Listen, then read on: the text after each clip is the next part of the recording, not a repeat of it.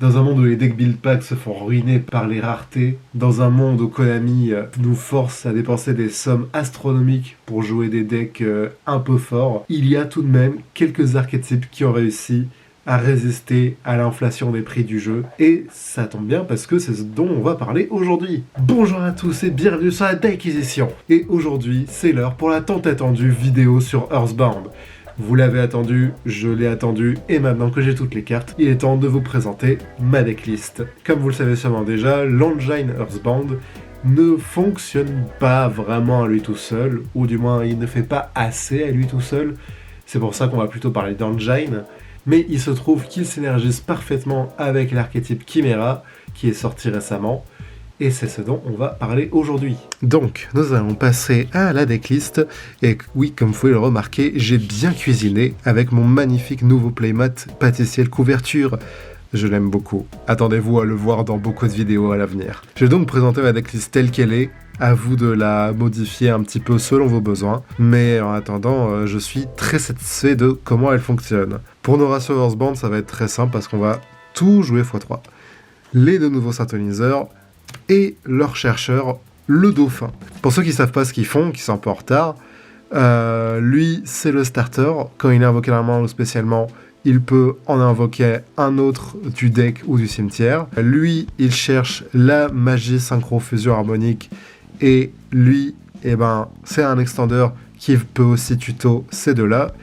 Et chacun de ces monstres lock en fusion synchro. C'est une lock un peu spécifique, mais qui nous pose pas spécialement de problème. Aussi, ils ont des petits effets secrets chacun. Déjà, lui, il a un effet secret très important qui dit que quand il y a une carte terrain quelque part sur le terrain, eh bien, nos cartes Esprit de la Terre ne peuvent pas être détruites au combat ou par effet de carte. Et ça, c'est très pratique. J'ai gagné énormément de parties parce que les adversaires se rendaient compte qu'ils ne pouvaient pas passer mon board. Généralement, les gens ont tendance à l'oublier.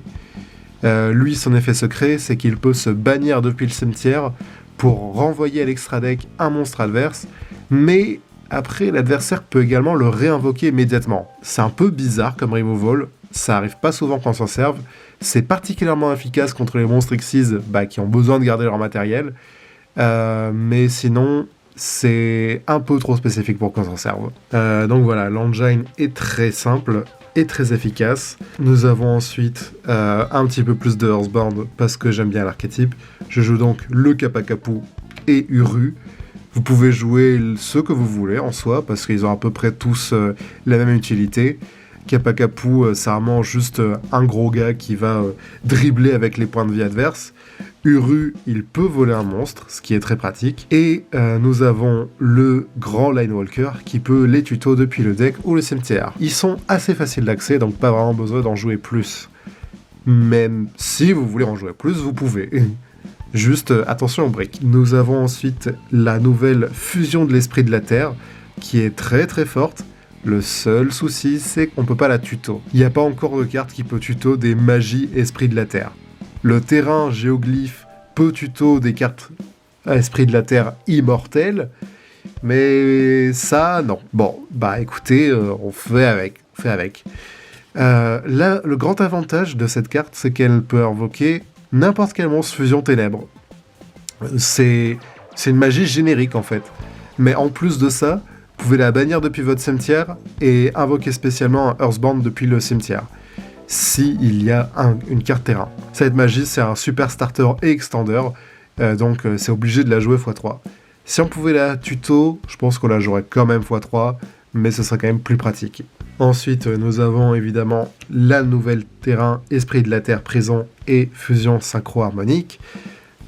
Cette carte est un peu bizarre, parce qu'elle, quand elle est activée, elle annule l'effet d'un monstre adverse.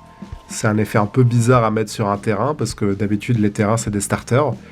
Mais elle a aussi l'effet qu'elle peut nous permettre d'extra normes. Et aussi, elle a un super avantage, c'est que si elle est détruite, si elle est dégagée par l'adversaire, non seulement ça divise par deux ses points de vie, mais ça annule aussi tous les effets de cartes qu'il a sur le terrain jusqu'à la fin du tour.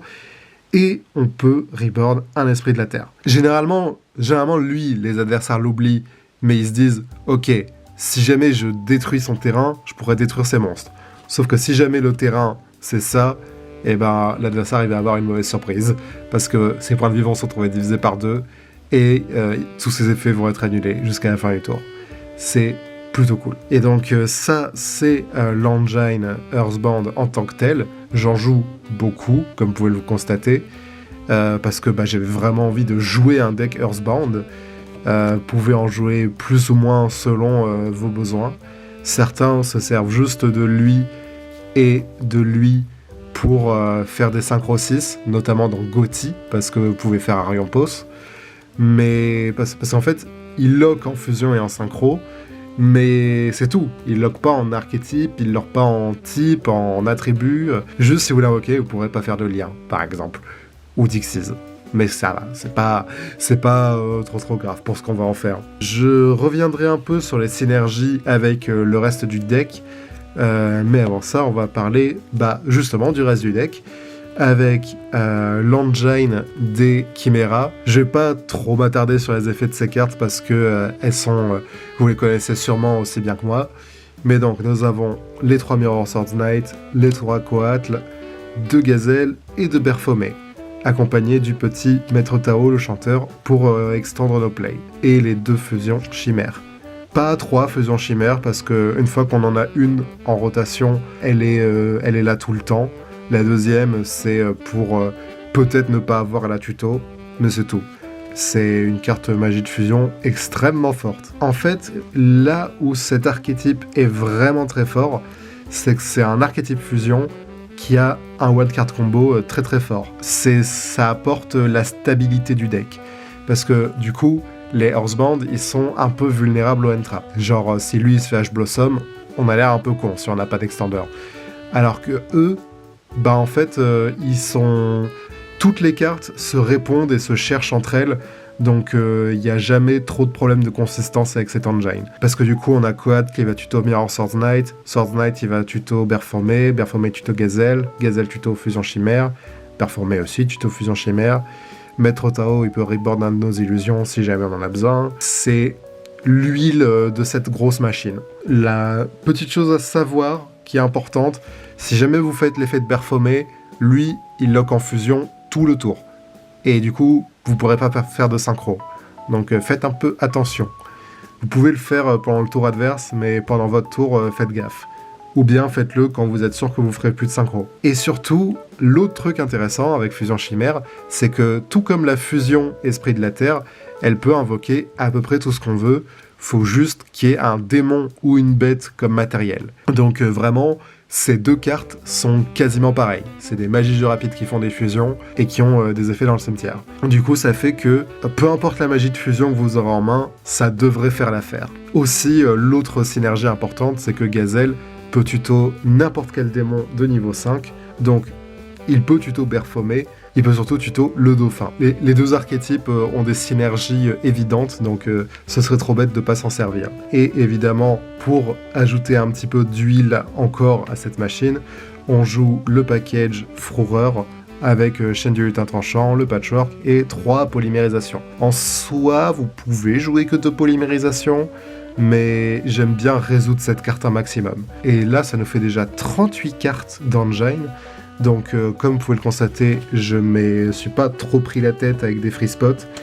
Du coup, les 2 dernières cartes du deck, c'est 1 pour 1 et un terrain quelconque. Je vais pas m'attarder sur cette carte parce que c'est une blague. Hein. Très clairement, j'ai mis cette carte pour la blague. Elle est pas très très forte. Donc, jouez plutôt un terrain qui vous soit utile comme Summon Breaker ou le géoglyphe des Earthbound. Mais moi, comme je suis un petit rigolo, j'ai mis « Ne lâchez pas les chiens de guerre ». C'est une carte qui dit que, pendant la draw phase, si un joueur pioche un synthoniseur, il peut le révéler au piocher 2 cartes. Ce qui est, marrant. Mais c'est pas grand-chose de plus. Ça me fait juste marrer de voir la réaction des gens quand ils voient que cette carte est un terrain. Donc ça, c'est tout pour le main deck. L'extra deck, c'est un équilibre parfait entre nos engines. Donc, on a un Géogremlina, un Kraken, un Géogracha, et un Gremlin normal, et un Griffon. Donc, elles sont assez faciles à faire, et elles ont toutes leurs utilités. Gremlina, c'est votre starter, c'est celui qu'on veut faire l'an premier.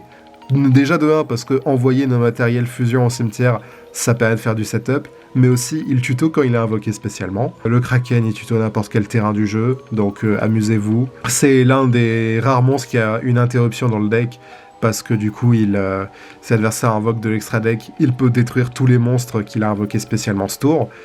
Mais du coup, ça demande que l'adversaire invoque de l'extra deck avant de le gérer, ce qui n'est pas gagné. Geogracha, c'est un gros bourrin qui tape très fort, et si jamais il tape, il détruit tout le board adverse. On aime bien. Le Gremlin, il peut faire une fusion pendant la battle phase, ce qui est utile, surtout qu'il peut utiliser des matériels depuis le cimetière, mais sinon il fait pas grand chose d'autre, parce que son effet rapide laisse le choix à l'adversaire à s'il veut détruire son monstre ou nous donner des points de vie. Généralement, il va préférer nous donner des points de vie. Sauf si on joue Valmonica, et encore. Et le Griffon, il est trop fort, il peut reboard en effet rapide. Voilà, il est juste trop fort. Aussi, si jamais il est détruit, il peut détruire une carte que l'adversaire contrôle et burn pour chaque esprit de la terre qu'on a sur le terrain et dans le cimetière. Alors, cet effet m'a déjà gagné une game où l'adversaire a détruit mon board, mais en fait, je lui avais déjà fait plein de dégâts, donc en fait, tuer Griffon, ça l'a tué. Juste une petite précision, faites très attention avec Fusion Synchro Harmonique. Cette carte est très sympa, mais juste, elle ignore les conditions d'invocation. Donc, si jamais vous invoquez un monstre avec, Géogriffon ne pourra pas le reborn. Donc, faites attention. Si jamais vous voulez réinvoquer vos monstres plus tard dans la partie, avec un truc comme Géogriffon ou les Chiméras, eh ben, invoquez-les proprement et pas avec la fusion synchronique. Vous êtes même pas obligé de jouer la carte, je la joue juste pour jouer un maximum de cartes d'archétype. Pour les Chiméras, c'est très simple, je joue une seule Chiméra, un seul Berthomé et un seul comme ça, et une seule Bête Illusion. Il n'y a pas vraiment besoin d'en jouer plus, mais vous pouvez tout de même jouer une deuxième Chiméra si vous avez l'argent pour. C'est la seule carte vraiment chère du deck, parce que c'est une ultra et qu'elle est très très forte. Et ces deux-là sont vraiment très intéressantes. Lui, il peut retirer une carte de la main adverse à la end phase quand il est invoqué, ce qui est un effet vraiment violent, je trouve. Et sinon, dans le cimetière, il peut reborn n'importe quelle bête, illusion ou démon. Et lui, il peut en reborn un depuis le bannissement. Et surtout, quand lui, il est invoqué, il foolish un démon, une bête ou une illusion. Et donc, ces deux cartes, elles marchent main dans la main. Elles ont beaucoup d'utilité ensemble. Et ça nous permet de reborn des Horsebound ou de Chimera. En fait, ces deux cartes donnent accès à tout le deck depuis le cimetière et le bannissement. Très souvent, je vais invoquer Berthomé avant d'invoquer Chimera, justement pour pouvoir foolish un Horsebound que je pourrais reborn après. Ces deux cartes sont super fortes. Mais après, la vraie force, c'est que vu qu'elle s'appelle Chimera The Flying Mythical Beast, Mirror Sword Knight nous donne une negate et Coat une protection contre le targeting. Ces cartes, c'est les muscles du deck. Et on a évidemment Chimera la Bête Illusion qui n'arrive pas souvent, mais s'il arrive, il commet des meurtres. Ensuite, une autre carte qui marche parfaitement avec l'archétype, c'est, évidemment Gardien Chimère, tout est dans le nom, mais surtout Magnum le Releveur. Cette carte, je l'aime beaucoup, parce que vous pouvez l'invoquer avec à peu près n'importe quoi, faut juste un monstre invoqué de l'extra deck et un monstre de votre main, et c'est une interruption. Si l'adversaire active une carte en effet, on peut bannir une magie de fusion de notre cimetière, et on en a quelques-unes, pour détruire une carte qu'il contrôle. Aussi, il peut recycler une de nos magies de fusion, ce qui inclut la fusion synchro-harmonique, pour nous faire piocher une carte. C'est une carte qui a vraiment beaucoup d'utilité, et je la sors très souvent, parce qu'il est facile à sortir, donc franchement, testez-le. On a aussi une Dragostapelia pour le fun, et on a quelques synchros d'utilité, tels que Ancien Dragon Féerique. On l'invoque souvent avec le Gremlina et le Protecteur de terrain. Là où Ancien Dragon Féerique est très utile dans ce deck, c'est que déjà de 1, il peut swap les terrains si jamais vous en ressentez le besoin, mais surtout, il peut invoquer spécialement un monstre de la main. Donc ça permet d'utiliser les deux engines. Genre, si jamais vous l'avez invoqué en utilisant votre Earthbound, ça veut dire que vous avez utilisé l'engine Earthbound. Et dans ce cas-là, avec Ancien Dragon Féerique, vous pouvez invoquer un Gazelle pour continuer vos plays. et utiliser le maximum de votre deck. Une Baronne de Fleurs, qu'on peut invoquer avec l'Ancien Dragon Féerique et le Linewalker. Elle sort pas tout le temps, mais elle est pas très difficile à sortir. Les deux dernières cartes du deck, c'est un Bout-Dragon et un Gaïa Proéminence. L'idée, c'est que Bout-Dragon, une fois que c'est une synchro générique que vous pouvez invoquer facilement, et qui sort une fusion de votre choix. Et Gaïa Prééminence, je l'ai choisi parce qu'il a un maximum de patates, il est super fort, il se sort avec n'importe quel autre monstre que Bout-Dragon, et c'est une negate. Donc voilà, il est très solide. Encore une fois, c'est pas souvent que je le sors, parce que généralement les chiméras se suffisent tout seuls, j'ai pas en plus besoin d'un Gaïa Prééminence, mais l'option est tout à fait là. Et vous, à côté, vous pouvez jouer une autre fusion qui vous plaît, genre, je sais pas moi, vous pouvez sortir un Mirror Jade, ou un Mekaba, ou que sais-je. Vous sortez ce qui vous fait marrer. Mais vu que Gaïa Prééminence c'est super facile à sortir avec le Bout-Dragon, eh ben ça me faisait marrer. Voilà, vous savez tout, je n'ai plus rien à vous apprendre. Il ne tient qu'à vous de faire cette liste vous-même et d'aller la tester contre vos amis ou en tournoi. Simplement, rappelez-vous d'ajuster les ratios à vos besoins avec les end-traps qui vous font plaisir. En tout cas, n'hésitez pas à construire ce deck dans la vraie vie, il est vraiment super agréable à jouer. Déjà de 1, parce qu'il est vraiment pas cher. Les cartes Earthbound comme les cartes Chimera ont été imprimées en très basse rareté. De 2, c'est super agréable à jouer, il y a beaucoup d'options et de potentiel qui s'offrent à vous à chaque game. Et de 3, il résiste plutôt bien au end-trap. Si vous piochez une méchante brique, bon bah on n'y peut rien, mais en attendant, il n'empêche que le deck a une très bonne endurance. Donc n'hésitez pas à le construire et à le tester. Ce deck il est à mi-chemin entre nostalgie, fanservice et vraies bonnes cartes qui peuvent être utiles dans un deck compétitif. C'est fun, c'est budget et c'est fort. Qu'est-ce que vous voulez de plus? Sur ce mes amis, n'oubliez pas, restez créatifs, prenez des douches, lisez vos cartes, y compris celles de l'adversaire, et n'oubliez pas que personne ne s'attend à la déquisition.